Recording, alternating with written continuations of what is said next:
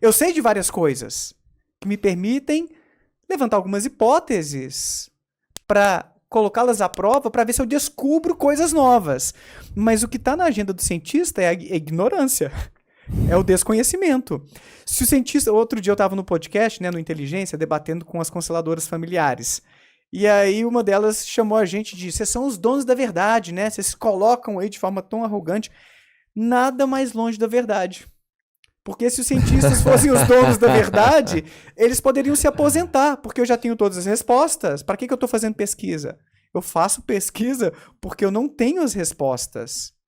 E ao mesmo tempo, se a gente segue uma linha seiganista, mas na verdade é a linha mais saudável da ciência, né, do pensamento científico, que é cultivar sempre a dúvida. Sempre está aberta a possibilidade de estarmos enganados, porque as teorias podem ser muito sólidas, mas a gente pode se surpreender ali na frente. A gente pode ver que a explicação melhor era outra, e aquela teoria ser refutada, ou aquela hipótese que a gente apostava tantas fichas pode ser jogada no lixo. E você acha que o que foi classificado lá atrás como pseudociência, em algum momento pode virar ciência?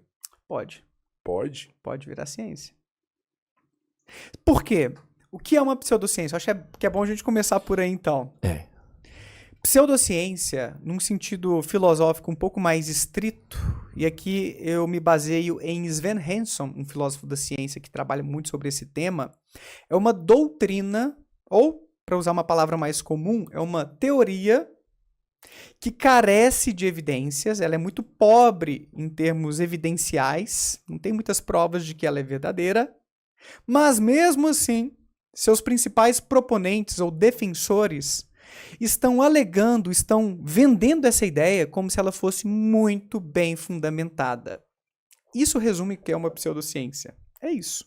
A pessoa está te falando assim, ó, essa minha ideia aqui corresponde com a realidade.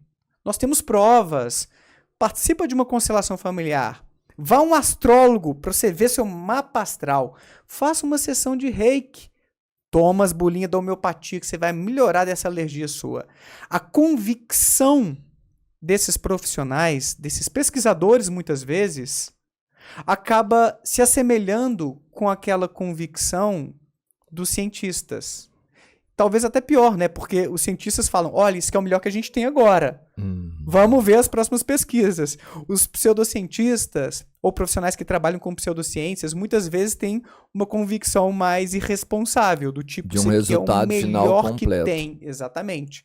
Tem uma convicção meio inabalável que se assemelha à fé religiosa muitas vezes. Então, na pseudociência a gente encontra uma teoria ou uma doutrina, para usar o termo do Hanson, que descreve certos objetos, como as coisas funcionam, só que não é uma descrição baseada em evidências. Mas parece que cientistas já provaram que não funciona e tem pessoas que ainda defendem essa pseudociência e querem, de toda forma, emplacar aquilo ali. Já foi provado que não funciona. Inclusive, hoje, Mas nem acontece muito. um dos dilemas que, cara, tem um conflito interno que eu tô hoje, cara, é uma responsabilidade que a gente tem aqui no podcast, assim, sabe? A gente já trouxe vários convidados aqui pra falar de pseudociência. E, cara, eu fico assim, putz, cara, será que foi certo dar voz pra essas pessoas? Será que eu não acabei prejudicando outras pessoas? Eu pensei nisso essa semana, assim, eu recebi um e-mail de um inscrito do canal, né? Que me pediu o contato de um convidado que teve aqui. Sim. E era um bruxo. Falou, cara, me passa o contato desse cara que eu preciso que ele faça uma magia pro meu pai, que meu pai tá muito doente. Eu quero pagar ele pra fazer uma magia pro meu pai melhorar. Sim. Cara, o que eu fiz, velho? Entendi. O que eu fiz? Pra que eu dei portas pra esse cara? Pra que eu abri pra esse cara falar alguma coisa aqui? É um questionamento muito interessante. Mas aí também vai do que vocês buscam no podcast. Se for para colocar a minha opinião, Daniel, é claro que eu gostaria que os podcasts abrissem portas para quem tem ideias mais bem fundamentadas. Porque eu levaria esse meu valor se eu tivesse um podcast. Eu tenho no meu canal, né, o quadro de entrevistas, Então eu tenho um propósito, eu tenho os meus valores e é isso que pauta os meus convidados. Aí vai muito de cada podcast, porque, vamos lá, não quero fazer um julgamento de vocês nem nada, né? Exatamente, mas assim, muitos podcasts estão ali para ouvir opiniões diferentes, para levar entretenimento, ideias muitas vezes conflitantes e tá tudo bem. É aquela coisa, saca? Não é nada criminoso, embora eu acho que vai muito dos valores que vocês querem cultivar e para colocar em pauta aqui, saca? Eu acho que é um pouco sobre isso. Eu acho que em algum momento pode se tornar imoral, assim, sabe? Entendi. Cara, eu não concordo, não. Vamos lá, vamos fazer a sessão de terapia. Porque é o seguinte, não é por isso, porque a verdade pra mim é essa. Se eu souber que é um cara mala, que é alguma coisa assim, obviamente eu não vou dar essa oportunidade. Sim. Se eu souber, jamais eu vou fazer isso. Sim. De um outro lado meu, que é o lado que é muito curioso, e eu falo isso muito desde que a gente começou no podcast, é que depois que eu vim pra cá, eu não acredito em tudo que você me passa, mas não desacredito de nada que você me fale. Você fala assim, ó, eu faço isso, isso, isso. Eu viro e falo assim, ó, então vem cá e vamos trocar uma ideia. É o que eu penso. Sim. Então, eu não tenho culpa nenhuma.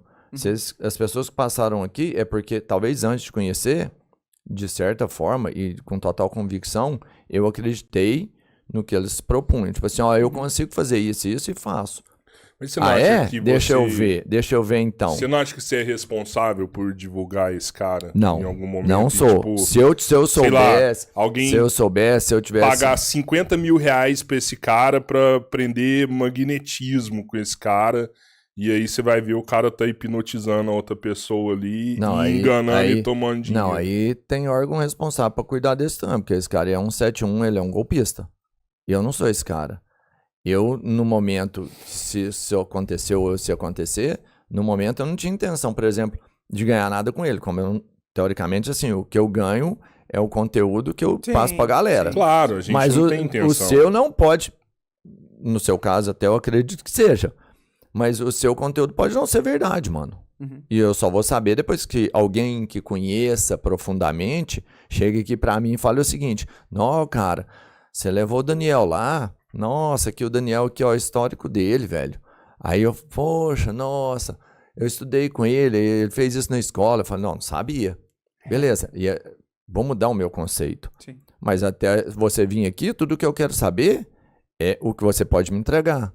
Se é verdade ou se não é, porra, é só você que vai saber. E aí o que eu falo aqui, mano, veio aqui, escutou, só serve para você criar a sua linha de raciocínio. Mas você não acha que tem uma responsabilidade nossa, não? Coisa que teve, jamais. A gente não tem que buscar o conhecimento pra saber quem que a gente coloca aqui na mesa. Cara, a gente faz isso ou não? Já então, teve um monte de gente mas que a gente falou assim... É isso que eu tô falando, a gente errou, cara. De um político, sei lá, candidato a presidente que a gente trouxe, e aí você viu que o cara não valia nada, alguma coisa assim? Depois que o cara veio. Quando o cara veio, ele era um político, queria... Pô, tava lá, vou tentar um alto cargo político. Porra, eu sou contra o sistema. Vai, então vem cá falar sobre isso. E aí depois você fica sabendo que o cara não é o que ele falou. Depois. E aí? Talvez o Roberto tenha uma abertura maior para ouvir pessoas com ideias diferentes. Totalmente. Sem ter, talvez, uma preconcepção, assim, ó, isso aqui é uma boa ideia, isso aqui é uma ideia ruim. Parece que você tá um pouco mais aberto, assim. Até eu ouvir a ideia, eu não tenho como julgar se ela é boa ou ruim. Ao passo que eu já tenho, talvez porque eu trabalho com isso, Cético, uma clareza, assim, de, ó, isso aqui é uma ideia ruim. Sim. Isso aqui é uma ideia boa. Talvez por conta do meu nicho...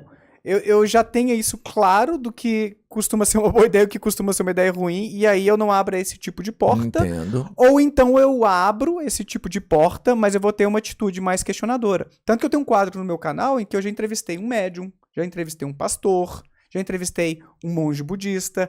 Só que a proposta é, eu não vou só te entrevistar para você compartilhar suas ideias com o meu público. Eu vou te entrevistar para ver o que tem coisa legal, porque com certeza tem coisas legais em praticamente todas as religiões, sim, mas também vou te questionar. Cara, você não acha que tem um perigo nisso? O que você acha daquilo? E é legal porque eles colocam esses problemas. Então, talvez...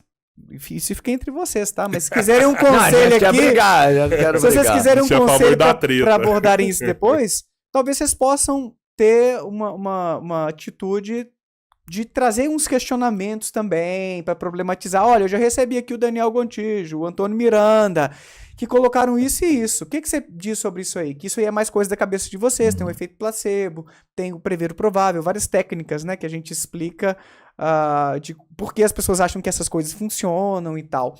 Talvez seja uma maneira de vocês mostrarem para o público que tem gente que pensa diferente, que existem outras perspectivas, para a galera pelo menos entender que, ó, existe essa ideia aqui desse convidado meu, mas tem muita gente cética, tem muita gente que não acredita em vocês. Como é que vocês respondem isso, isso e isso? Só uma ideia, só um conselho, né? Até